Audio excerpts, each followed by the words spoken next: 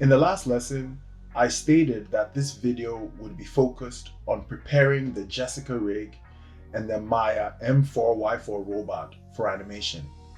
But what I did instead was narrow down my focus to the Jessica rig and did a lot more work with her to get things moving along. In this lesson, I'm going to go over how I animated and assembled the Jessica rig for the first section of spectators. Preparing the Jessica rig for this production was relatively easy. All I had to do was turn off her jetpack and accessory belt on the rig. I'm also not using her suit texture because it's a bit too busy for a background character. To get a variation of textures for her eyes and her skin, I used simple adjustment layers in Photoshop. I created 2 additional eye colors and 4 additional skin colors. I mentioned in the previous videos that I was going to use a lot of props, phones and cameras and stuff for the background crowd. So I went on TurboSquid and found some free models to use for this project. This huge movie camera, you see characters holding it in the background. I used this really simple camera. I stripped this iPhone of its texture and just used the base model. And I think I used some part of this Canon camera. Or perhaps no, I just attached this to this really simple model. But I managed to assemble all of them in my file. I had to do some conversions, and I'll go over how some of them were attached, animated, and exported to the final Alembic file. These are the animations that were created for the Jessica rig. The animations are divided into 2 types, standing animations and sitting animations. There are 10 standing animations and 13 sitting animations. Each idle animation showcased is 500 frames long, and they are animated to loop seamlessly, so the first frame and the last frame are the same. I must mention that in these previews, these idle animations have been sped up to play 2 times as fast, just so you can see what's going on. For all these animations, I focused on a handful of things. Drifting of the hips and/or the chest, which is occasionally separated by fast movement to break up the drifting. Breathing, to make the very still animations feel alive. Occasional head bobbing and occasional slapping of the hands to an imaginary beat, which makes them fit into the dance production. It makes it look like they are vibing to the dancer. Blinking and occasional eye darting, also to make the animation feel alive. And lastly, overlapping action of the hair to echo the movements of the head. With all these additions, none of the animations are intended to be too distracting. I mentioned before that more unique animations will be sprinkled in with these idols for all the background characters, but that will happen towards the end of this project. When it comes to the animations that required props, all I did was parent the prop to one hand. Even for scenarios where both hands are needed to hold the prop, I only parented to one hand and manually animated the other hand to follow. I didn't really use any fancy workflows for this background animation. I have quite a few of them to do, and I need to be able to complete them quickly. It only took about 2 days to get all of them done, and I wasn't working all day on them. Maybe 5 hours of animation time each day.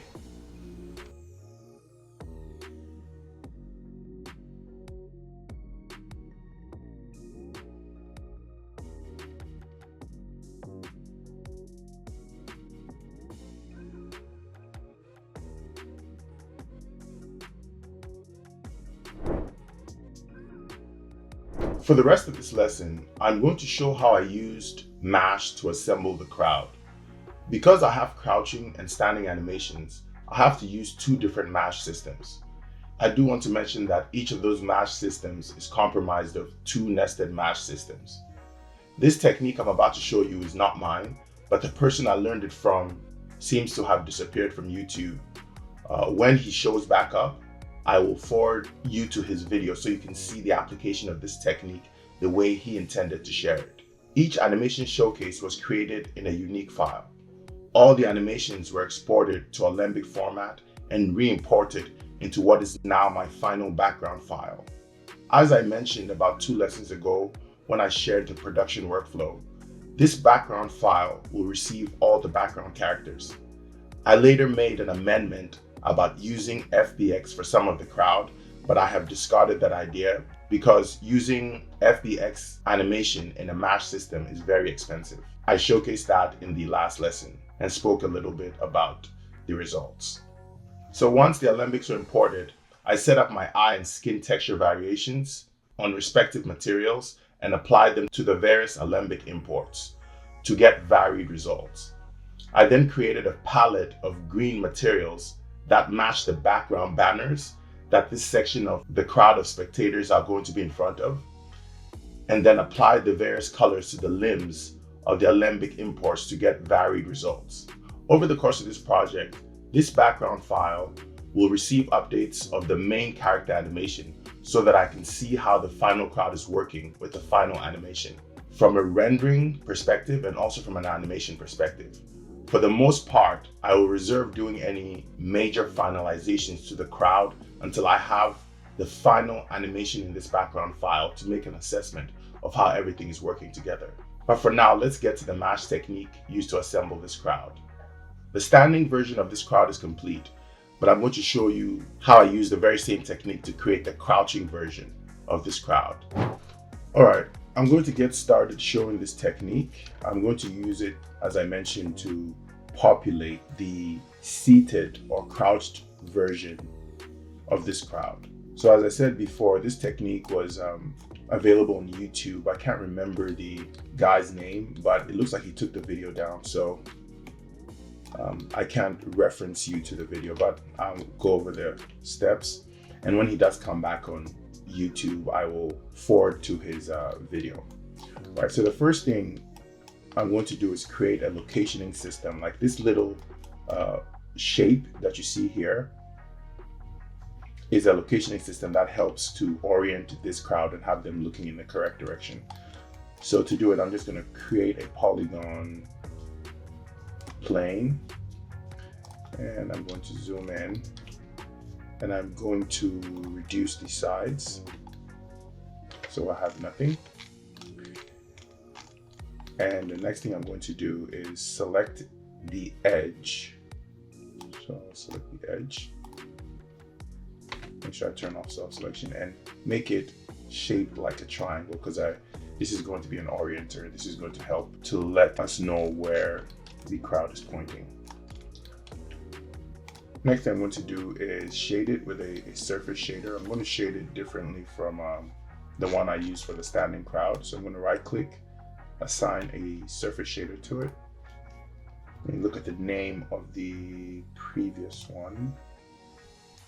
Called it location system matte. I'm going to call this one Jessica sitting, because the main one is this regular Jessica. So it's Jessica sitting location matte, and I'm going to color it maybe red, and I'm going to name it same as this one, called Jessica sitting, so I can differentiate between this one and that one. And then I'm going to go into component mode and just size it up a bit. But I am going to turn on all the my seated alembics.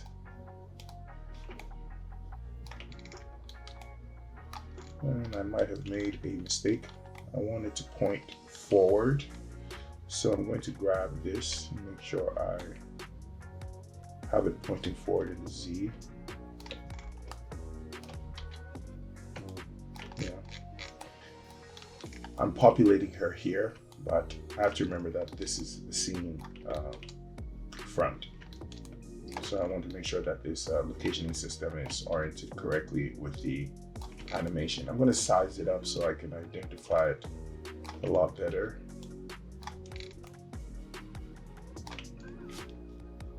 Let me rename this because I was supposed to have renamed it. Jessica standing crowd mesh network. All right, so now I'm going to take this plane and create the mesh network for it. because this locationing system needs its own mesh network. So I'll go mesh, create. I want type mesh, and I'm going to call it Jessica sitting location system. And yeah, make sure mesh is selected and go apply. So there it is. Next, I'll open the mesh editor.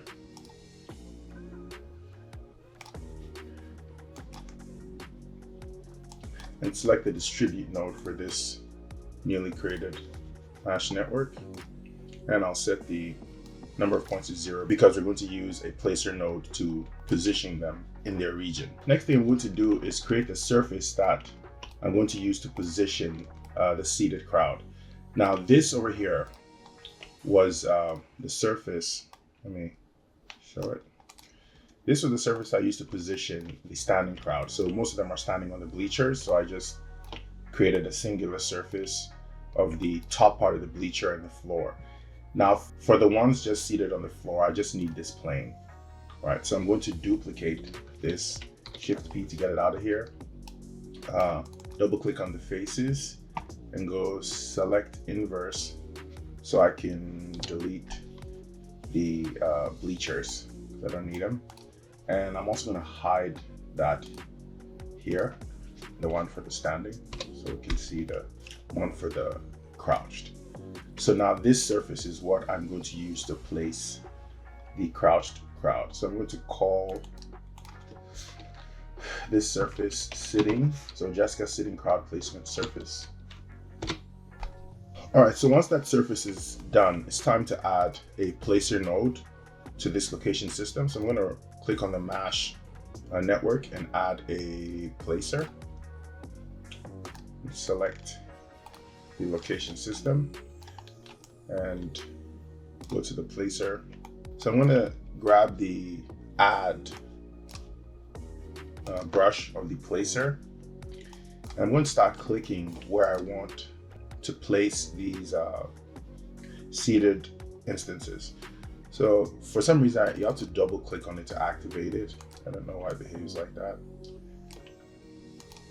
But I'm just going to do some random placements. Ultimately, this initial placement doesn't matter too much because you're going to have to adjust it when the animations are placed on top of these nodes. So I mostly want them on the ground here. I don't think there should be anybody back this far back, but I'll see if I can put somebody back there. See if it's gonna hurt anything. I'm actually going to undo a lot of this placement because there is something I forgot to check before starting the placement. And I do have to turn this rotation mode off. That's why they were all rotated like that.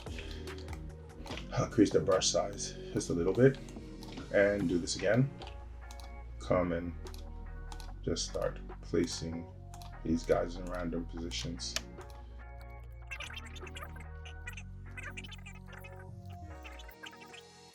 Anyway, so that's the placement. I just turned off rotation. Now the next thing to do is to create an orient node for this location system. And I also did it for this top crowd, and what it relies on is a locator. So this locator right here, it controls where this crowd is going to be looking. So if I were to take it and start to move it left and right, you notice that they are orienting themselves to look at the locator. I'm going to use the same locator for the seated crowd. They should all be looking at this locator, which is pretty much at the center of the scene where most of the dancing is going to be happening. I will probably never animate this locator, but when I cut the camera, if the character is so far away from this locator, I will make sure the locator is moved to the character so that they are all looking at the character, because you definitely don't want to be animating something like this because the characters will just be sliding on the floor and it just looks horrible. All right, so I'm going to go over here, add an orient node, and in this target, right, under the aim at target options, I'm going to middle click and drag this locator over there. So now that's going to make this new location system for the seated crowd follow this locator. So if I start to rotate, you'll see they're also following. All right. So anyway, that's just how you get them to look at a specific location. So now it's time for me to get the crowd on top of this locationing system, the seated crowd, that is. So I'm going to go into these imported alembics here, and these are all my seated animations. All right. I'm going to show all of them. I have them on their individual layers here, and this is pretty much all of them. Actually, before I show all of them, I am going to do one step that will be a lot easier to do one at a time. So with each of these, I've imported it twice. So for this animation, for instance, there's this first iteration that is shaded differently from the very same thing by the second version of it. So what I don't want is because these are the same animations, I don't want them to be playing lockstep. I don't want them to be doing the same thing.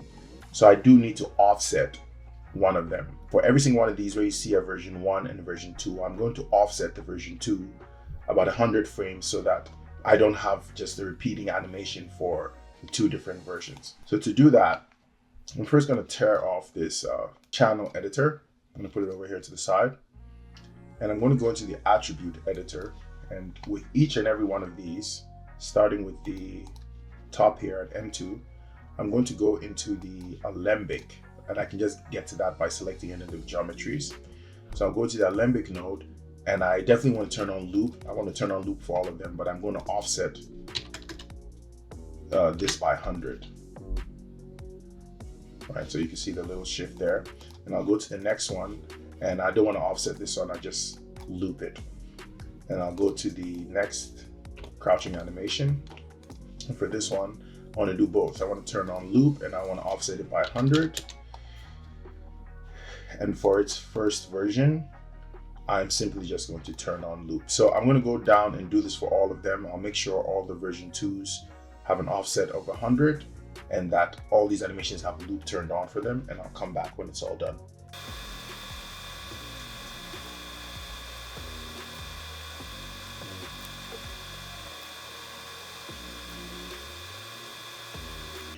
All right, so I managed to go through and do it for all of them. This was the first seated animation I did, and it's, looping, and its counterpart is looping and offset. Now it's time to create the mesh network for this actual crowd, seated crowd. So I'm gonna grab all of them, but first I do wanna make sure they're all on. Let me just turn them all on right now. It's a lot of animations. Thankfully, Alembics are so efficient. It's just reading off the file system. So even though I have a lot of variations, I'm not going to pay a price for it, huge price.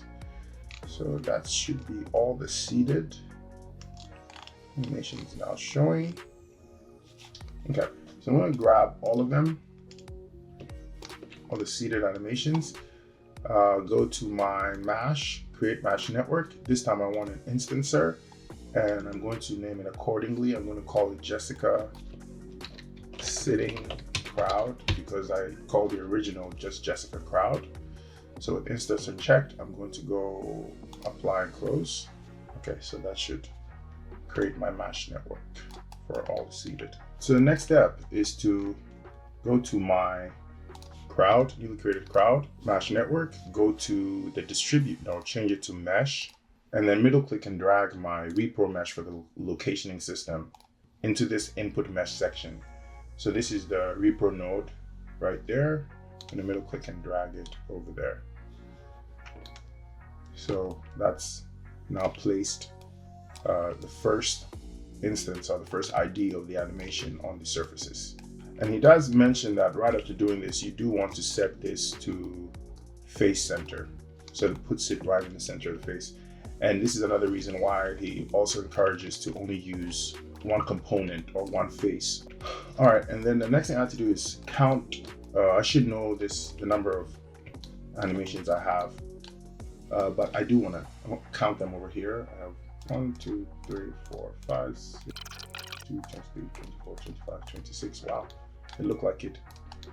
I don't know how it did that, but it entered. I had the right number in my distribute node right here. It has 26, so I would have cranked this up, but yeah, it looks like I have the exact number of positioned location systems, so that's good. The next thing to do is to get this locationing system actually pointing correctly, facing forward.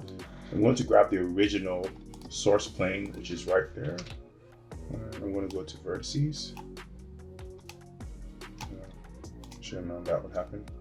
Isolate it. Go to vertices. And start rotating it.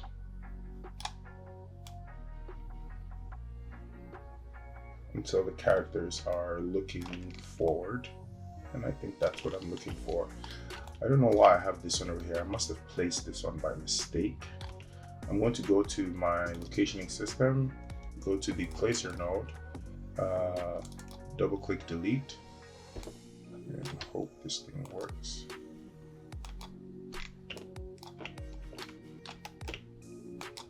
Yep, I managed to get it out of there.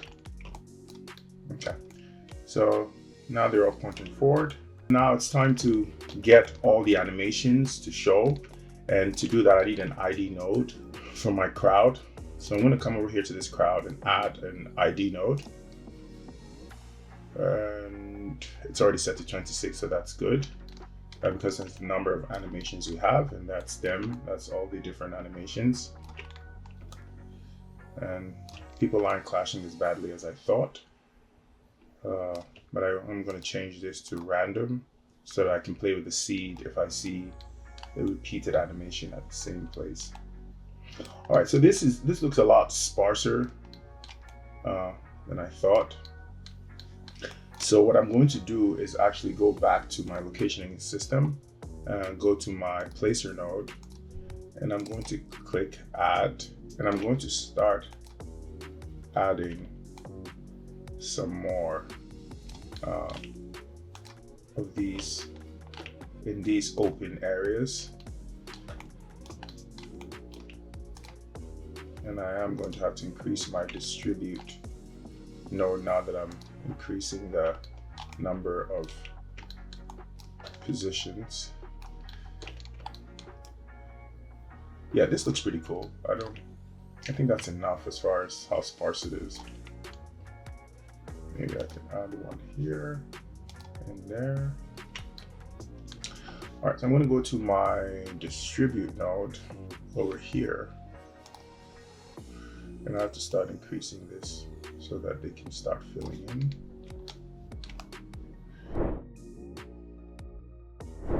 Yeah, there's not too much clashing.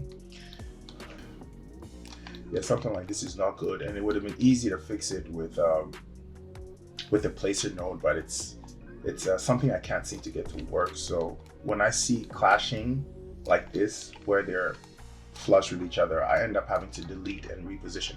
But I'll try one more time by taking the location system, going to the placer node, and this nudge brush, it should allow you to just move these points around.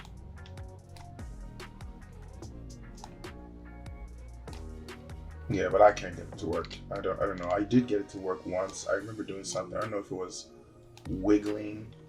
Oh, that's what it is. It's wiggling. You have to wiggle it. All right, let me see if I can make it small enough to just impact her. And yeah, there we go. And please tell me you didn't lifted her right off the surface. Yeah. I'm gonna have to figure out how to use this thing.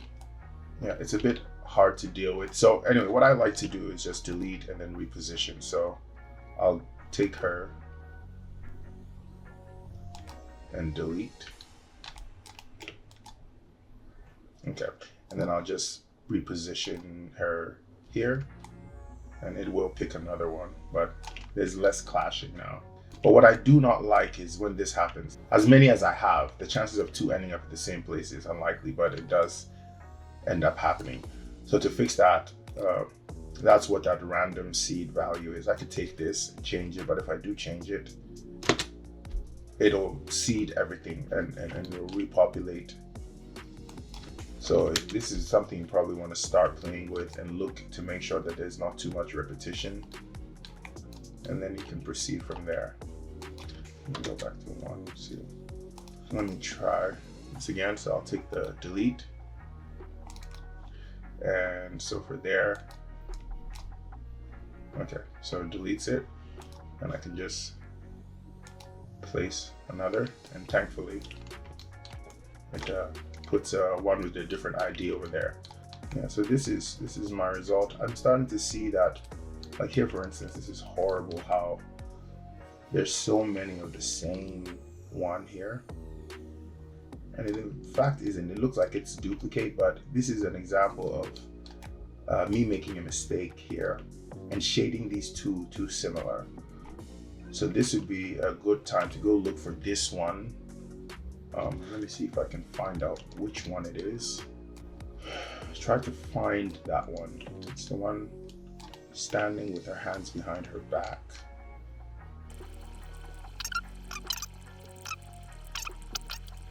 This one, sideways with both hands behind her back. And they both seem to have red hair. So what I'm going to do is select this particular instance, hit up to grab all her hair, and then assign a different hair color. So I'll come over here and assign, I want to assign the black hair, but it doesn't look like it's easy to access over here. So I'm going to go into the hyper shade where I have everything organized correctly in a specific tab. And I'm going to pick the black hair right there and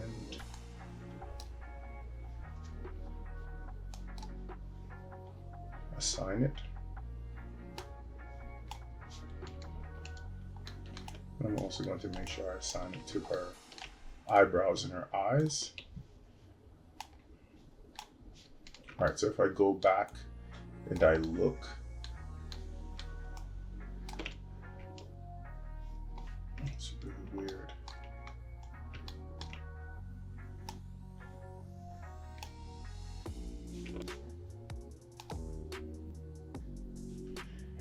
All right, that was it. I did have the right animation, but when you update this, you have to click on the timeline to get the animation to move for it to propagate the changes to the instances. That was really weird. Yeah, that was so silly. Anyway, I'm gonna change the eyebrows to black. And now when I go over here, even though there's the same animation, it's original and the instance, at least the different hair color breaks it up just a little bit. So yeah, that's how I'm gonna go through and troubleshoot the crowd. Before I continued with my troubleshooting, I just wanted to do a quick render to see the way things are looking like. And here is what I have from camera 2. As I mentioned, this crowd is going to be mostly visible in Girin's performance. She appears right in front of them. I'm seeing a lot of repetitions that I want to lose, so I'll be fixing this, like these two. It's pretty much the first iteration and second iteration. I'm also seeing a lot of red hairs, so I'm going to change that to distribute the hair colors better. And there are some open spaces here where I feel like some people could be standing over there. And another issue is that the placer node, the location node, is hovering above the ground. So I do want to position that. So I'm going to move it, the source, in a direction that allows me to move it down so they're planted on the ground better. But this is very important to do. I just 100% have to see how they are going to look like in the background, so that I make sure they're not distracting. It's also obviously clear that the red hair is really standing out. It's highly saturated, so I do have to desaturate most of them so that I get a more unified coloring of the background mass. And from there, I can do some additional lighting to see what happens. But yeah, I might even end up having to lose this really bright red color and end up with some other muted color. But right now I'm going to focus on repairing all these duplicates and hovering with the techniques I showcased previously. All right, so to get this crowd sitting on the ground properly, I'm going to grab their placer node, go to vertices. Forgot to stop the render, so everything was lagging. I'm going to isolate this, make sure I have all the vertices grabbed, and come back and move them down so they are touching the ground. I think that's good. Everybody seems to be, looks like they're touching the ground a lot better. Maybe just a little bit more so they're almost flush.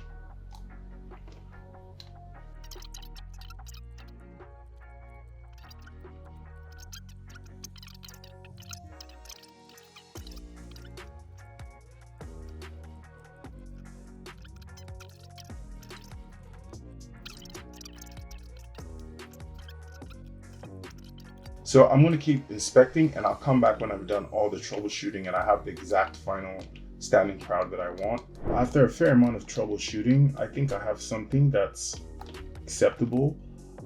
I decided to leave the phones dark. I just brightened them up a bit, and they seem to be fine. I didn't want to make them not blend in with the background too well.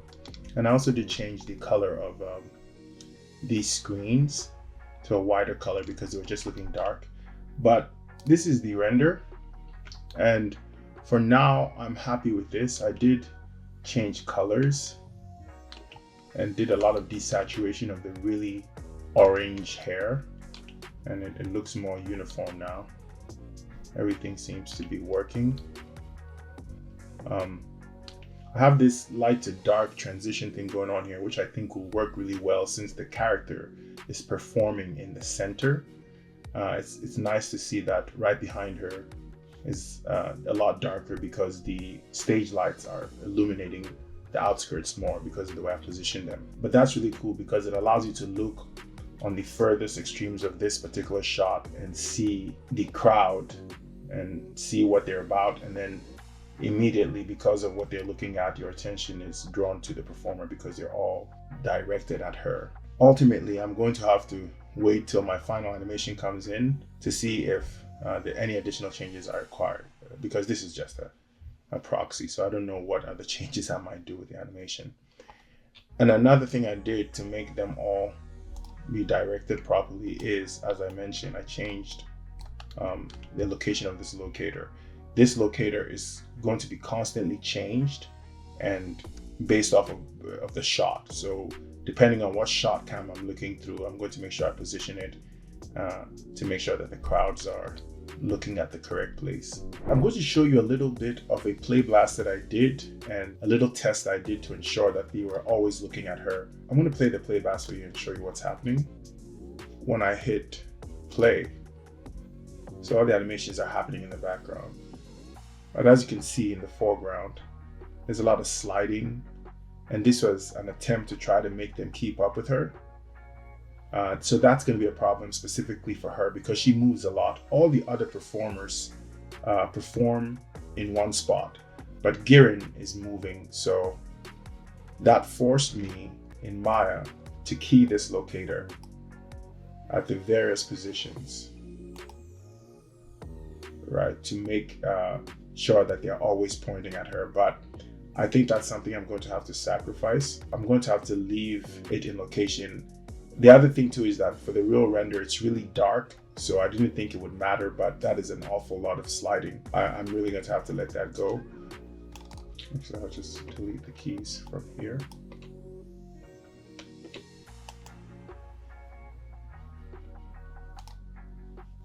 And I'm just going to have to accept the fact that I'm going to have to pick a singular location. I'll find a spot that is maybe in between the final location and the start location and just have them look in that direction. Alright, so this is what the final render looks like. Well, not the final render, but the final play blast. keeping the locator in position works just fine. Sometimes some of these guys look like they're not focused on the right thing, but it's really hard to spot. It's especially bad at the beginning here, where these guys are just looking into the horizon. I figured out how I'm going to resolve that. This is just about replacing these with the individual animations that I spoke about putting in to the entire thing when all the instancing is done, when all the crowd simulation is done. I'm going to be littering in unique animations. So this is a good place where I could put those unique animations, like to replace these two. Guys in the back up here are fine. They all seem to be working pretty well. But even this, it's really hard to spot. There's going to be so much going on here. There's going to be a lot of special effects. I don't think this is going to be spotted. Another solution is around here, this character does this teleport. And this is a good time with how much electricity and VFX is going to be happening here to switch the locator from around this region here and change its location and put it here where it is now. That has everybody looking at the action correctly. At its current location, it works really well for after the teleport. So I really only have to worry about what's happening when at the very beginning. So I will consider having the locator just closer to this, and then when this teleportation happens, just change the location to where it is right now. So those are the two potential solutions. Littering in the custom animations, which I'm going to have to do anyway. I need people in here cheering on and doing unique things, and moving the locator just twice. But other than that, I like how everybody's moving in the background. None of the animations are too busy. Everybody that's nodding their head looks cool, and it looks really nice. And this is also not a good way to judge this thing, because I really have to look at it under the lighting, under the rendered version. Whilst I was dealing with this, I found a very easy way to work with these crowds. There are some transformation tools here that allow you to directly move things to exactly where you want them to go and rotate them. So it's really good that that's the case. So all you have to do is just really select and then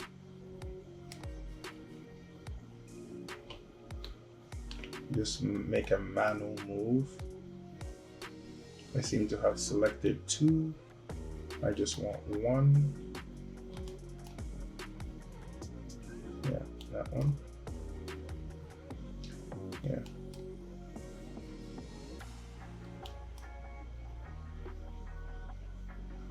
I just wanted to move this one away from her friend because it's the exact same animation and they're both holding cameras. And you can also rotate, so it's really incredible. When the nudge tool is misbehaving, you can count on this. I might not be able to rotate because the rotation of these are controlled by the orient node that makes them look at the locator, but this is good enough, being able to move her away from her counterpart, so I can put some new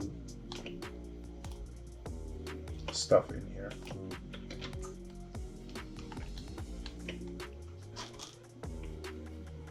I think that's cool. Alright, so that's it for this lesson. I think I've done enough for now. There's no need to do too much with rendering and additional animation until I have my final dancer animation. In the next lesson, I'm going to try to get 2 more sections of the crowd. The Maya robot and the urban cyberpunk android. When both of them are done, I will only have 1 more section to populate with the large multi-head robot. So see you guys in the next lesson, where I will talk about how I incorporated the crowds for these 2 robots into the current result.